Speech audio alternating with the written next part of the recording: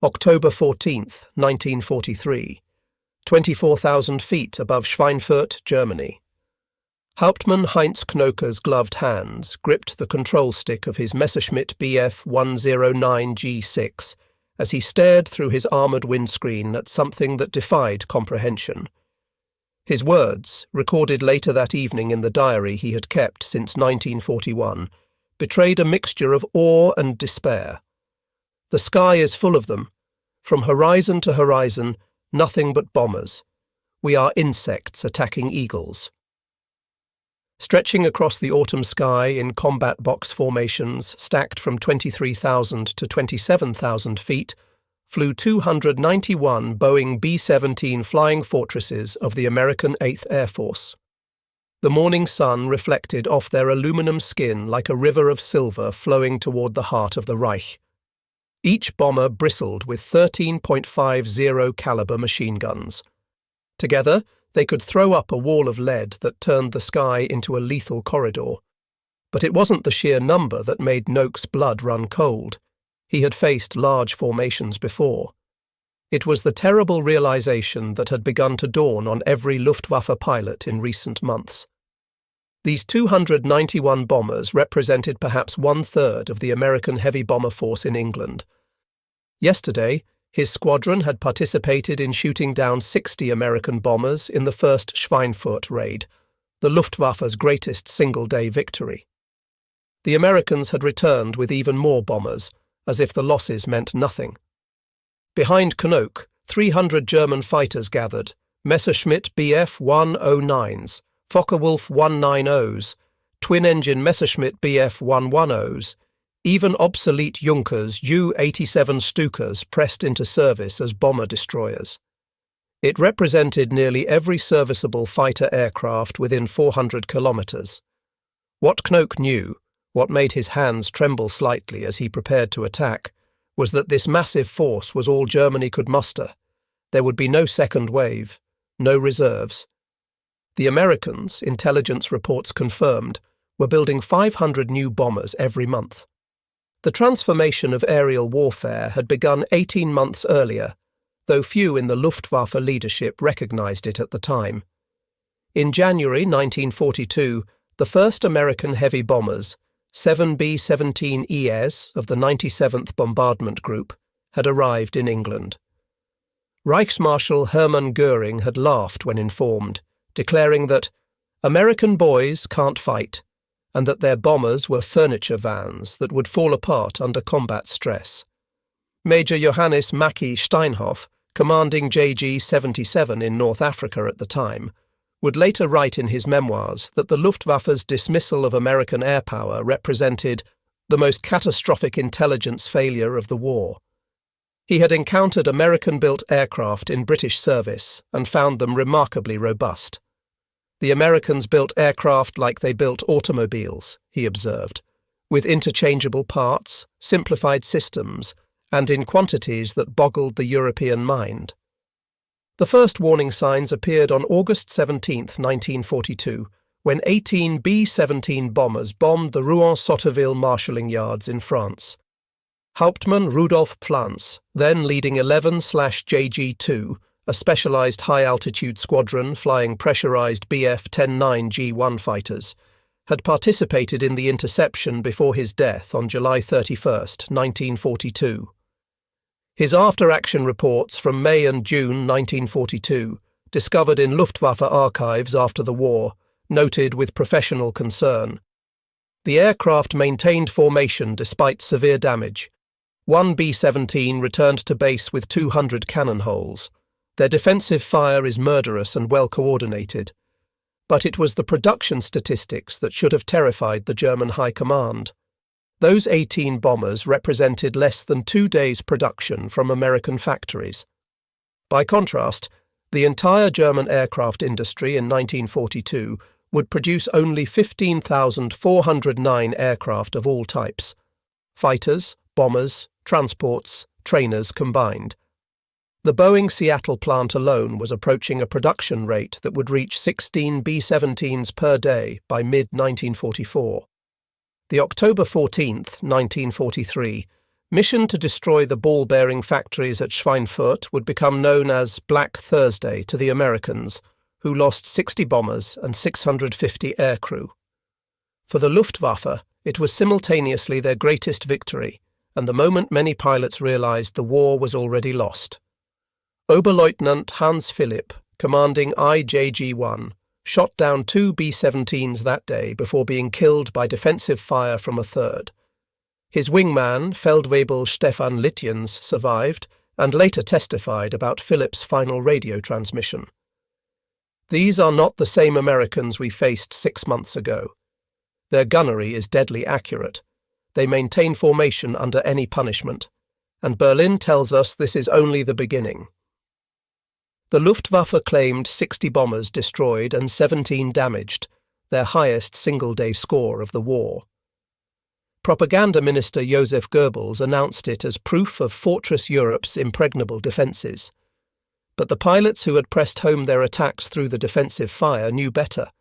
They had expended 90% of their ammunition, lost 38 fighters destroyed and 30 damaged, and 28 pilots killed or wounded, nearly 25% of the attacking force.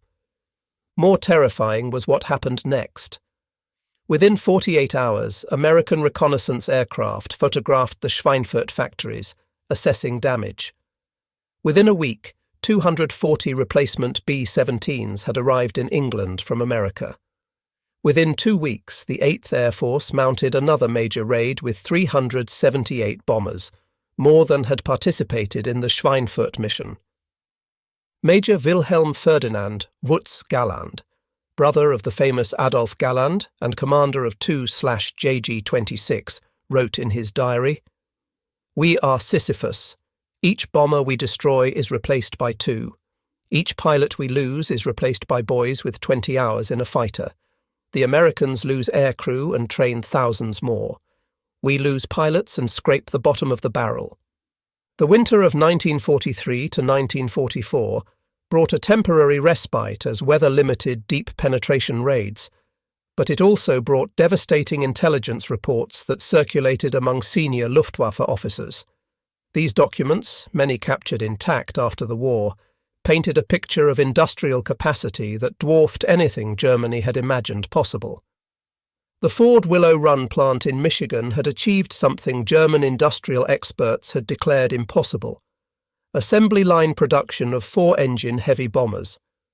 The facility covered 3.5 million square feet and employed 42,000 workers.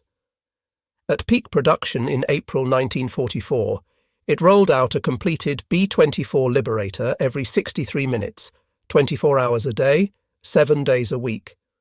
The plant alone would produce 6,972 complete aircraft plus knockdown kits for another 1,893, a total contribution of 8,865 bombers. Oberst Josef Pips Priller, Geschwaderkommodore of JG-26, obtained a captured American technical manual in December 1943. His report to Fighter Command stated, "The B-17G model now appearing has 13 machine guns, including a chin turret specifically designed to break up our frontal attacks. They have thought of everything. They have planned for everything. They can afford to plan for everything." The Boeing plants in Seattle and Wichita were approaching 363 B-17s monthly at peak production. Douglas plants in Long Beach and Oklahoma City added 400 B-24s. Consolidated in San Diego and Fort Worth contributed another 300. Martin in Baltimore was producing 200 B-26 medium bombers. North American in Kansas City was building 400 B-25s. Republic on Long Island was manufacturing 400 P-47 fighters monthly. Against this, Germany's entire monthly production of single-engine fighters in late 1943 averaged 1,600 aircraft, though actual deliveries were lower due to bombing of production facilities. February 20th to 25th, 1944. Operation Argument, known to history as Big Week, demonstrated American air power on a scale that shattered the last illusions of the Luftwaffe fighter force. On February 20th, Hauptmann Heinz Beer, commanding IJG-1, took off from Rainer Airfield to intercept what radar reported as a large formation approaching from the west. Climbing through 20,000 feet, he found himself facing 1,003 American heavy bombers escorted by 835 fighters, stretching across 200 miles of sky. "I have seen the end of Germany," he wrote in his diary that night. The sky was dark with them. Our 12 fighters attacked a formation that stretched beyond sight. It was like 12 men attacking an army. We shot down perhaps 6 bombers. They barely noticed. The Americans launched 3,800 bomber sorties and 2,548 fighter sorties during Big Week. They lost 226 bombers and 28 fighters, losses that were replaced within 2 weeks. The Luftwaffe lost 262 fighters and, catastrophically, nearly 100 pilots killed, 14% of the total fighter pilot force. These pilots could not be replaced. The training schools, starved of fuel and instructors, were producing pilots with less than 50 hours total flight time. Oberstleutnant Hannes Trautloft, inspector of day fighters, compiled a devastating report.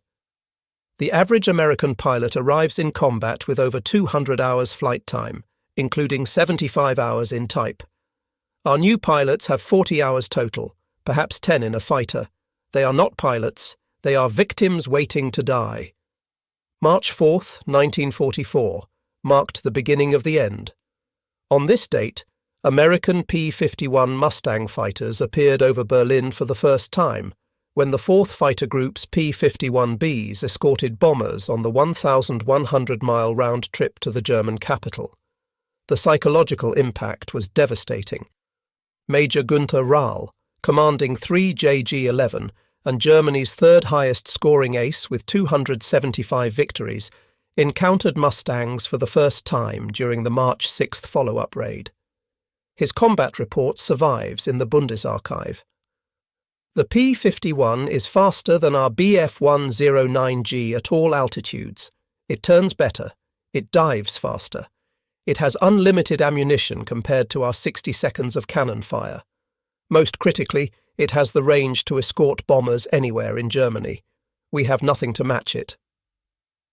The Mustang's Packard-built Merlin engine and laminar flow wing gave it a range of 1,650 miles with drop tanks, enough to escort bombers to any target in Germany and fight for 30 minutes over the objective.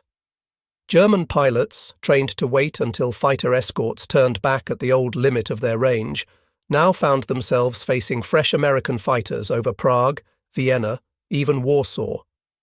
Lieutenant Franz Stiegler, a veteran of 487 combat missions, described the new reality in a letter to his brother.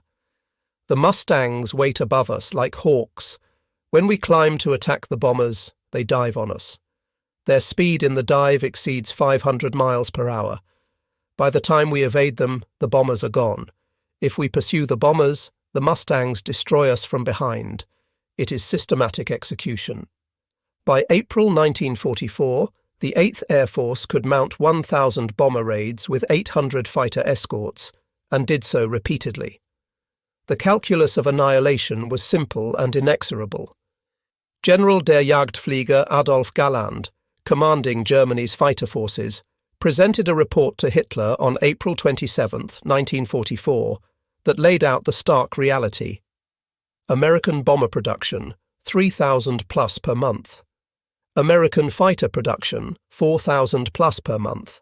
American pilot training graduates, 30,000 plus per month. German fighter production, 1,600 per month. Theoretical, actual deliveries lower due to bombing. German pilot training graduates, 500 per month, with inadequate training. German pilot losses, 400 plus per month. "The enemy comes in waves," Galland told Hitler. "For every bomber we destroy, they send 3. For every fighter we shoot down, they send 5. We are not fighting an air force. We are fighting an airborne industry." Hitler's response, according to Galland's memoirs, was to scream about betrayal and cowardice, ordering that any pilot who broke off an attack should be court-martialed. This order, requiring pilots to ram bombers if necessary, would lead to even higher losses among irreplaceable veteran pilots. The individual stories of Luftwaffe pilots from this period reveal the psychological toll of fighting an unwinnable battle against overwhelming odds. Hauptmann Robert Weiss, commanding 3 JG-54, had 121 victories when he was shot down and killed by P-51s on December 29, 1944. His final letter to his wife, written the night before his death, survives. Each day we have fewer aircraft and fewer pilots. The boys they send us from training can barely land their aircraft, much less fight. Yesterday we had 6 aircraft serviceable to meet 800 bombers and 600 fighters. It is not war anymore, it is execution. Feldwebel Rudi Müller, a maintenance chief with JG-3, kept a detailed diary of serviceability rates. January 1944, 67% of fighters serviceable. March 1944, 45% serviceable, lack of spare parts. May 1944, 31% serviceable, lack of fuel for test flights. July 1944, 18% serviceable, lack of everything. "We cannibalize 3 aircraft to keep 1 flying," he wrote. "The Americans lose 50 aircraft in a raid and don't even notice. We lose 5 and the squadron is crippled for a week." The strategic bombing campaign's effect on German fuel production created a cascading failure that multiplied American numerical superiority. By May 1944, attacks on synthetic oil plants had reduced aviation fuel production from 180,000 tons to 20,000 tons monthly. Oberst Hermann Graf, Germany's 9th highest scoring ace with 212 victories, commanded JG-11 during this period. His unit diary records the progressive paralysis training flights cancelled to save fuel, combat missions limited to 30 to 45 minutes, aircraft grounded with full ammunition but no fuel, pilots prohibited from pursuing damaged bombers to conserve fuel. "The Americans come with full tanks, fight until their ammunition is exhausted, and fly home," Graf wrote. "We take off with enough fuel for 1 pass at the bombers and a fighting withdrawal. If we engage the escorts, we don't have fuel to reach the bombers. If we attack the bombers, we don't have fuel to evade the escorts. We are defeated before we take off." The Americans, meanwhile, were consuming 20 million gallons of aviation fuel monthly in the European theatre alone, more than Germany's total production for all purposes. June 6, 1944. D-Day. The Allied invasion of Normandy provided the most stunning demonstration of American air supremacy. Oberst Joseph Pips Priller, leading JG-26, was one of only 2 German fighter pilots to attack the invasion beaches on D-Day. He and his wingman, Unteroffizier Heinz Knoke, made a single strafing run on Sword Beach before fleeing from dozens of Allied fighters. "Where is the Luftwaffe?" Hitler demanded. The answer was stark. The Luftwaffe had 319 serviceable fighters in France and Belgium to face 11,590 Allied aircraft. The Americans alone launched 8,722 sorties on D-Day. The Luftwaffe managed 319. Oberleutnant Harald Quandt, stationed at Lille with 2/JG-26, described the day in his diary.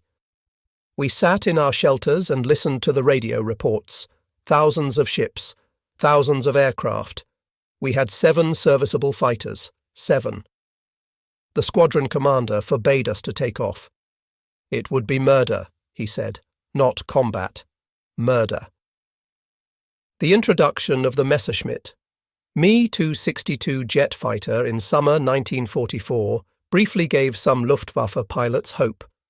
With a top speed of 540 miles per hour, it was 100 miles per hour faster than any Allied fighter. Major Walter Nowotny, commanding the world's first jet fighter unit, Commando Nowotny, initially believed the Me-262 could restore air superiority. After 2 months of operations, he wrote a sobering report to Galland. "The jets are revolutionary but too few, too late. We have 30 operational Me-262s. The Americans sent 1,500 bombers and 800 fighters today. If we had 1,000 Me-262s, we might make a difference. We will be lucky to have 100 by year's end. Nowotny was killed on November 8, 1944, shot down by P-51s while trying to land his damaged Me-262. His last radio transmission, "I'm burning." Too many of them. By war's end, Germany had produced 1,430 Me-262s. Only about 300 ever saw combat. The Americans produced 15,000 P-51 Mustangs. The surviving Luftwaffe aces who lived through this period provided invaluable testimony about the psychological impact of facing American industrial might. General der Jagdflieger Adolf Galland, in his post-war memoirs, The First and the Last, wrote, "By mid-1944 I knew the war was lost. It was no longer a question of tactics or courage or technology. It was simple arithmetic. They could lose 100 aircraft in a raid and replace them in 3 days. We lost 10 aircraft and never replaced them." Major Erich Hartmann, history's highest-scoring fighter ace with 352 victories, fought exclusively on the Eastern Front until 1945, but was transferred west in the war's final months. His first encounter with American bomber formations left him stunned. "I had shot down dozens of Soviet aircraft, but this was different. The Americans came in parade formation, geometrically perfect, hundreds of them. Their defensive fire was like a wall of tracers. They maintained formation while being attacked, while on fire, while dying. It was not heroism, it was industrial warfare." Oberst Johannes Steinhoff, who flew 993 combat missions and scored 176 victories, later served as Chief of Staff of the post-war Luftwaffe and NATO's Military Committee. His reflection on facing American air power was particularly insightful. "We were artisans fighting an industrial machine. Each of our pilots was carefully trained over years, each aircraft hand-built. The Americans mass-produced pilots and planes like automobiles. When we shot down a B-17, 10 more appeared. When they shot down a Bf-109, it was irreplaceable." By autumn 1944, the Luftwaffe was dying not from battle but from systematic deprivation of fuel, pilots, parts, and hope. Major Heinz Knoke, who ended the war with 220 victories, commanded JG-1 during the final year. His unit records reveal the progressive collapse September 1944. "We have 40 pilots and 12 serviceable aircraft. Yesterday we received 10 replacement pilots. Not one has more than 50 hours total flight time. 3 crashed on landing. 2 are dead." October 1944. "Fuel allocation cut by 75%. We can fly one mission every 3 days.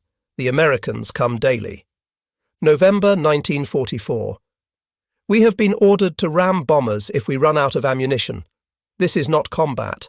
It is suicide. The Japanese at least have a warrior tradition of such sacrifice. We are being asked to die for a lie." December 1944. "The Americans came with 1,000 bombers today. We had 4 aircraft serviceable. We did not take off. What is the point?" January 1st, 1945. Operation Bodenplatte, the Luftwaffe's final major offensive operation, demonstrated the futility of fighting American industrial supremacy. The Luftwaffe assembled every available fighter in the West, approximately 850 to 900 aircraft, for a surprise attack on Allied airfields. It was the largest German air operation in over a year. They destroyed 305 Allied aircraft, mostly on the ground. The Allied response was to continue operations without pause. Within a week, every destroyed aircraft had been replaced. The Luftwaffe lost 271 aircraft and, critically, 143 pilots killed or missing, including 3 Geschwaderkommandore and 5 Gruppenkommandeure, losses that could never be replaced. Oberstleutnant Dietrich Peltz, who planned the operation, later admitted, We destroyed more Allied aircraft in one morning than in the previous 3 months. It made no difference. They replaced everything within days. We lost experienced pilots we could never replace. It was our death blow, delivered by our own hand. February 1945 brought the final humiliation. The Luftwaffe could barely mount token resistance to 1,000-bomber raids that systematically destroyed German cities. On February 3, 1945, the Americans sent 1,437 B-17 and B-24s, escorted by 948 fighters, to bomb Berlin in daylight. The Luftwaffe managed to launch 28 fighters in defense of the capital. 23 were shot down. Lieutenant Walter Hagener, flying one of the surviving fighters, described the experience. "We climbed toward the bomber stream. It was like flying toward a cloud, except the cloud was made of aluminum and death. The escort fighters were layered above and around them, hundreds of Mustangs and Thunderbolts. We made one pass, fired our cannons, and dived away. I don't know if I hit anything. There were so many bombers, it didn't matter." March 1945 revealed the full extent of American productive supremacy. Intelligence reports reaching Luftwaffe headquarters showed the United States had produced 96,318 aircraft in 1944 alone. 35,000 were 4-engine heavy bombers, total production. 38,873 were fighters. Monthly production was still increasing. Germany's total aircraft production for 1944, 39,807, of which only 25,285 were fighters. Most never flew due to lack of fuel, pilots, or parts. Germany produced 24,981 fighters throughout 1944, reaching its highest monthly totals in the autumn months before Allied bombing of synthetic fuel plants crippled output. Major Wolfgang Falk, who had created the Luftwaffe's night fighter force, calculated that the Americans had dropped 1.46 million tons of bombs on Germany, the explosive equivalent of 33 Hiroshima bombs. The accuracy was steadily improving with new radar and navigation aids. By March 1945, American bombers could put 90% of their bombs within 1,000 feet of the target, from 25,000 feet altitude. They had turned warfare into mathematics, Falk observed.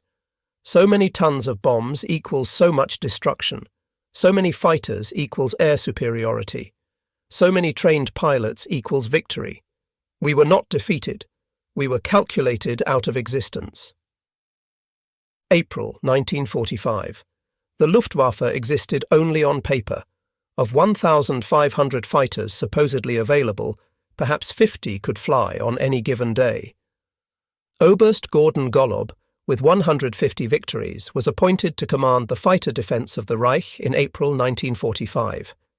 He found no fuel for operations, no ammunition for the aircraft, no pilots to fly them, no parts for repairs, no airfields not under constant attack. His first and last order as commander: save the aircraft for the museum, save the pilots for their families. The war is over. After the war, captured Luftwaffe pilots provided extensive testimony about the psychological impact of facing American air power. General Lieutenant Josef Schmid, last commander of Luftwaffe Command West, testified at the U.S. Strategic Bombing Survey. From 1943 onward, we were not fighting to win. We were fighting to delay defeat. Every pilot who took off knew he was facing 10-to-1 odds or worse. They knew each mission might face 1,000 bombers. It was not combat. It was industrial slaughter.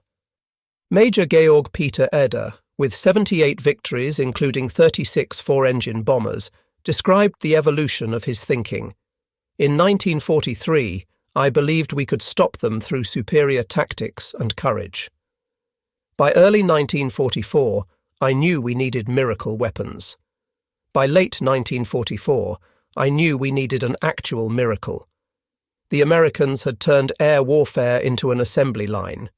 We were fighting Ford and Boeing and Douglas and Lockheed and Republic and North American and Consolidated, We never had a chance. The final statistics of the air war reveal the impossible odds the Luftwaffe faced. American production, 1942 to 1945. 300,000 aircraft total, all types, entire war. 35,000 four-engine heavy bombers total. 99,950 fighters. 2.3 million aircraft engines. 800,000 pilots trained. German production, 1942 to 1945. 119,907 aircraft total, all types. 1,194 engine bombers, He 177. 53,729 fighters, all types. 28,000 pilots trained, increasingly inadequate training. Combat losses. American, 18,369 aircraft lost in Europe, 6.1% of production. German, 57,000 aircraft lost, 48% of production. American, 94,565 aircrew casualties, 11.8% of trained.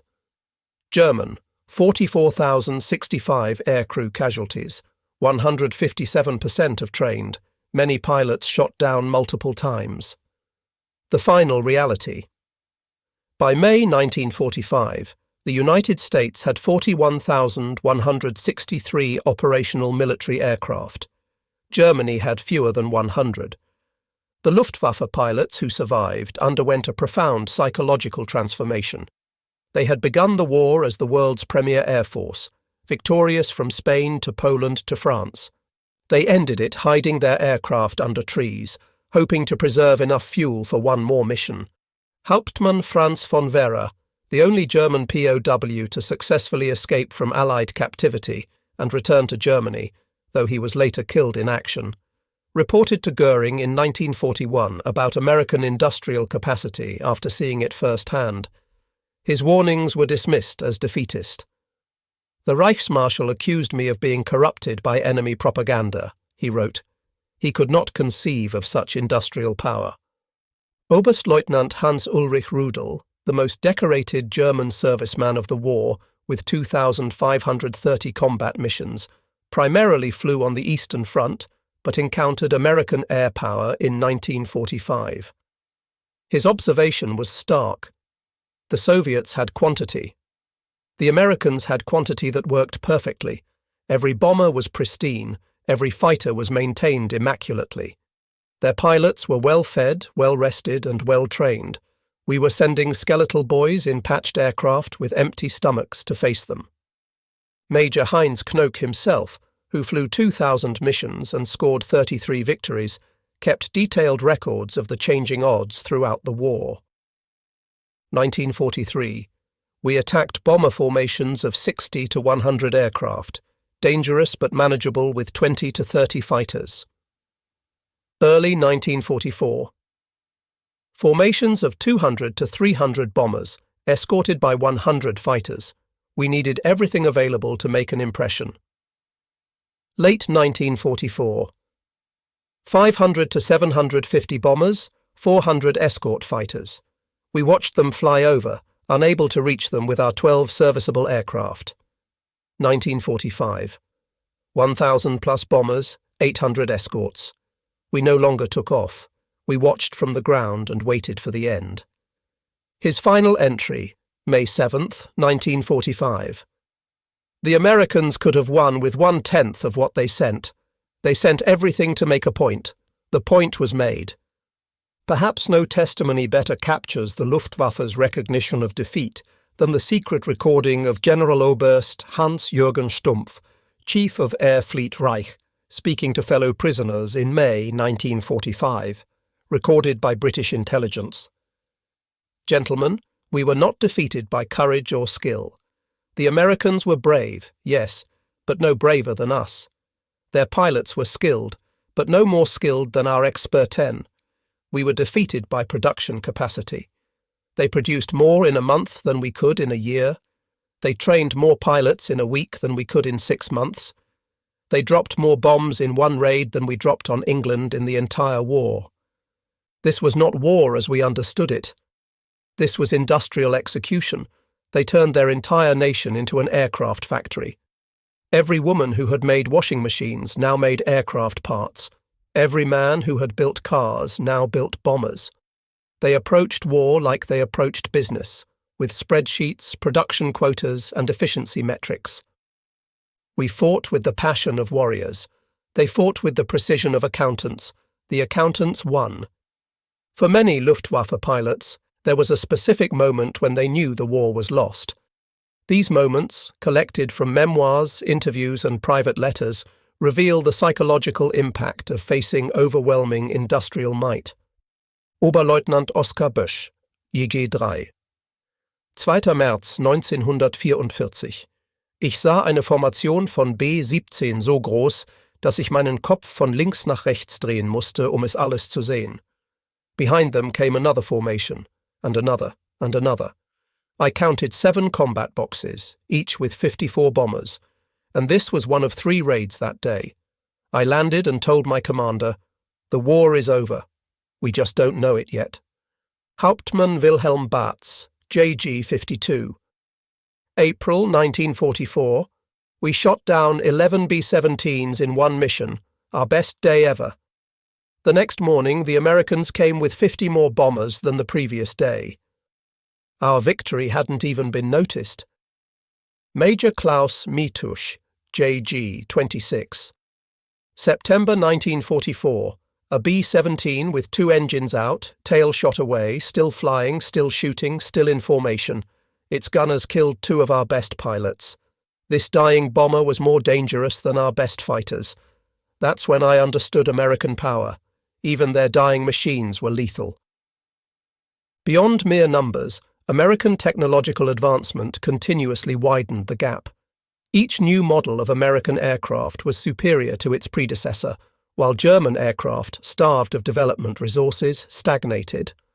The B-17G, introduced in late 1943, featured Bendix Chin turret with twin .50 caliber guns, improved Norden bomb sight with autopilot coupling, electronic superchargers for consistent high-altitude performance, radar navigation aids, chaff dispensers to confuse German radar. Meanwhile, German fighters were increasingly simplified to speed production, deletion of cockpit heating systems, replacement of electric systems with manual ones, use of substitute materials as aluminum became scarce, reduction in armor protection to save weight, elimination of radios in training aircraft.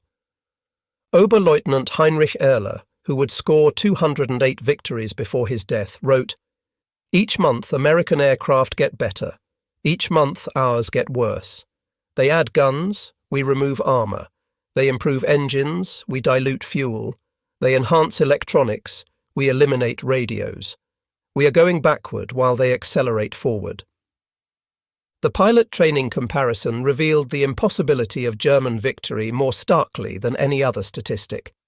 American pilot training by 1944, 200+ hours total flight time before combat, 75+ hours in operational type, 50 hours of gunnery training, 40 hours of formation flying, unlimited fuel for training.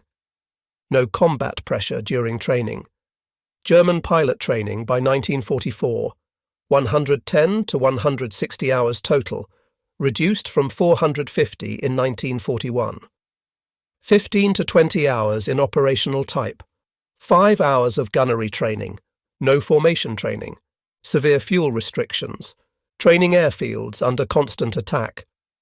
Oberst Hannes Trautloft, Inspector of Fighter Pilots, reported in December 1944. "We are sending children to their deaths. They cannot fly, much less fight.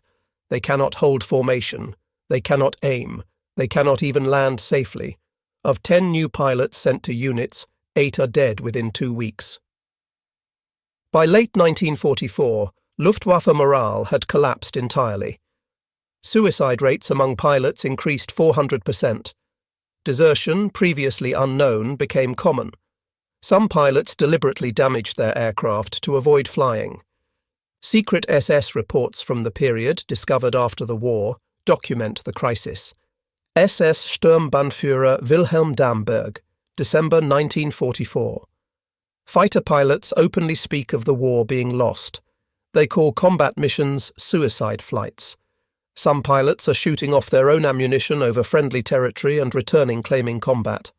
Morale cannot be restored by propaganda or punishment. The men have seen the enemy's strength. The Luftwaffe tried increasingly desperate measures, Sturmgruppen ordered to ram bombers, Ramjäger units specifically created for suicide attacks. Court-martials for cowardice increased 800%. Families of pilots threatened with concentration camps. Nothing worked. The pilots had seen too much. March 18, 1945, brought the ultimate humiliation. 1,329 American heavy bombers and 733 fighters attacked Berlin in daylight. The Luftwaffe launched 37 fighters in defense of the Reich's capital. Me-262 jets managed to shoot down 8 bombers. The escorts shot down 25 German fighters, including 5 jets. Adolf Galland, flying a Me-262 with JV-44, the squadron of experts composed of Germany's highest-scoring aces, described the day. "We took off knowing it was futile. Each of us, Barkhorn, Hohagen, Krupinski, Lutzow, had over 100 victories. Together we had destroyed over 1,000 enemy aircraft. And we could do nothing. We were insects attacking an avalanche." By April 1945, the Luftwaffe had effectively ceased to exist. American bombers flew over Germany in bright aluminum finish, no longer needing camouflage paint. They flew in straight lines to their targets, no longer needing evasive action. Fighter escorts were often cancelled as unnecessary. 8th Air Force mission reports from April 1945 note: no enemy aircraft observed. No flak encountered. Target destroyed without opposition. Crews report mission resembled training flight.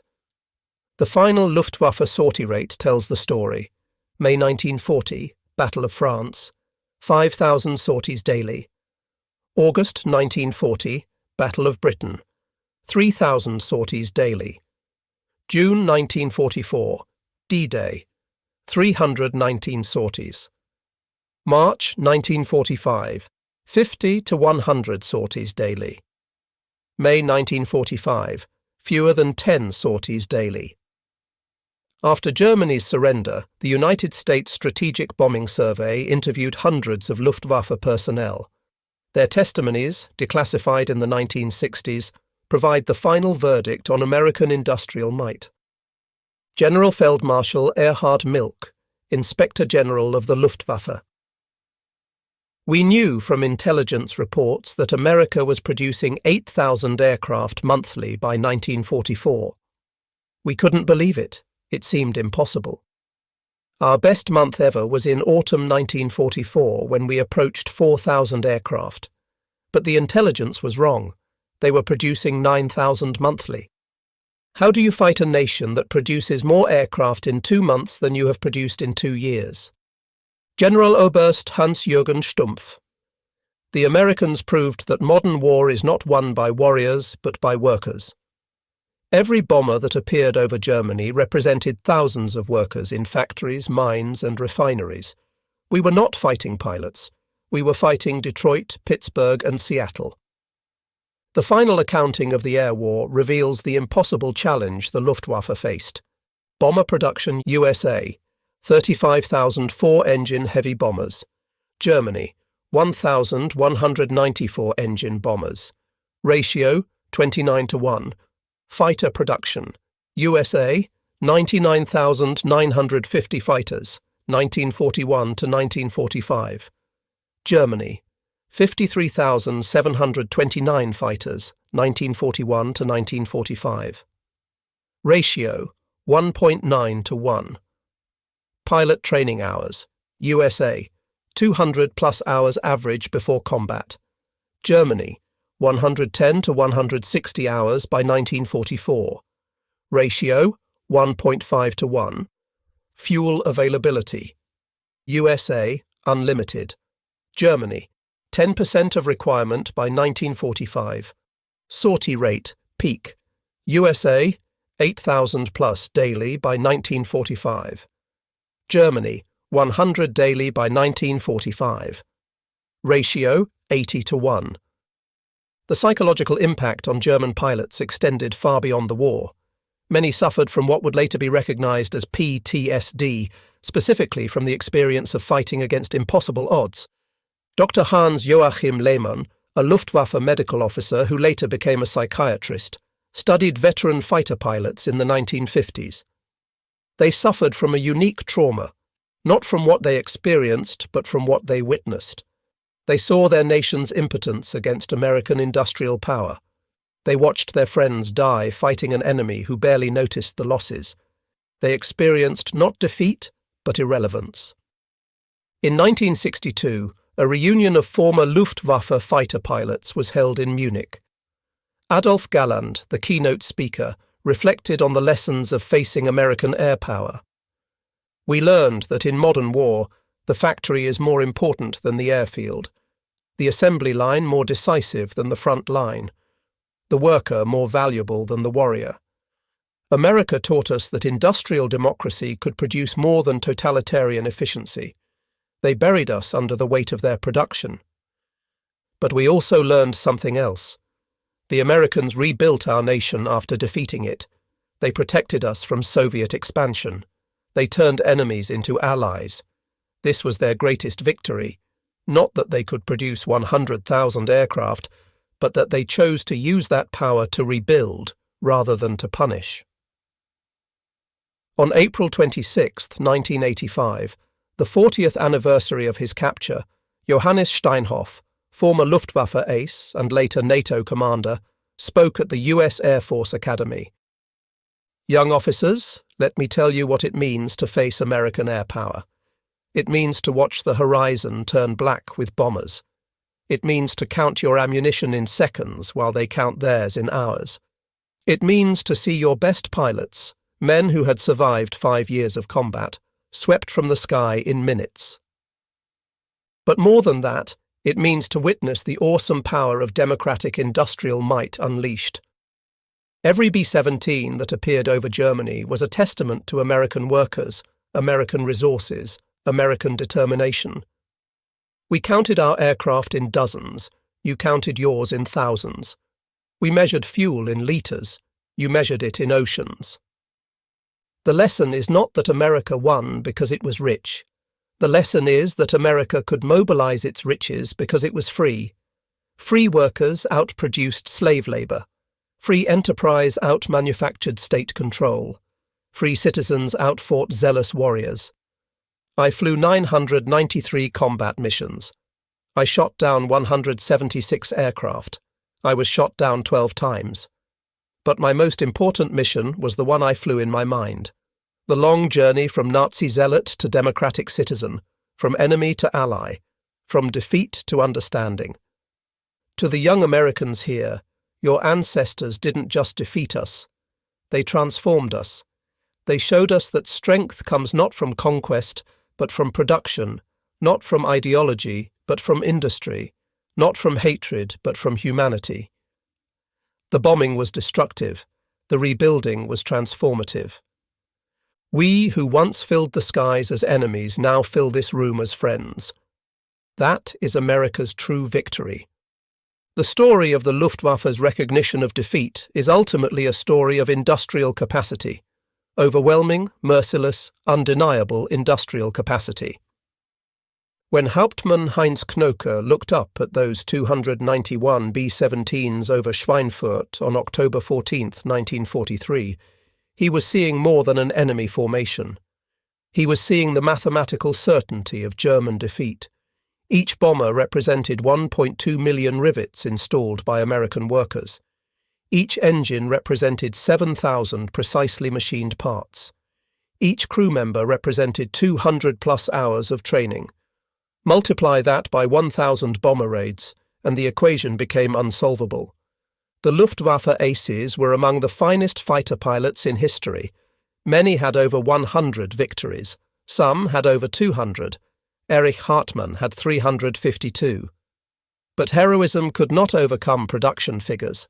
Skill could not defeat statistics. Courage could not conquer industrial output.